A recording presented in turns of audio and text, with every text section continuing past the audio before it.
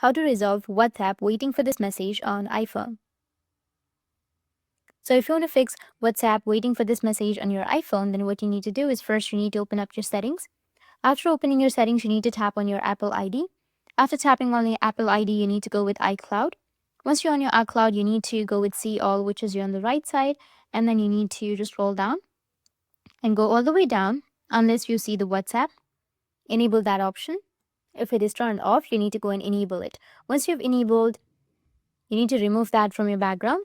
After removing it, now you need to again go with your settings, and under settings you need to scroll down and go with general right here, and under general you need to scroll down and go with background app refresh, and here under background app refresh, if you've turned it off, you just need simply go and turn it on. Once you turn on, now you can again go back and remove that, and now make sure that your internet is pretty strong, and after that you just need simply open up your WhatsApp, go with the settings, which is on the bottom. From the settings, you need to scroll down and go with chats right here, and then go with chat backup, which is right here.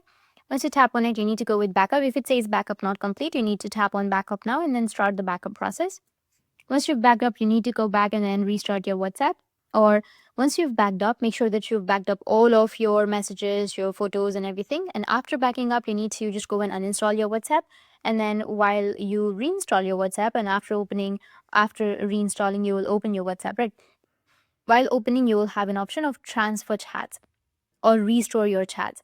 And once you tap on restore, you will have your backed up folder, right? So you just need simply go and restore that you've backed up. And after that, it will resolve your WhatsApp waiting for this message problem. That's it. And if you have any questions, feel free to comment below. Thanks for watching.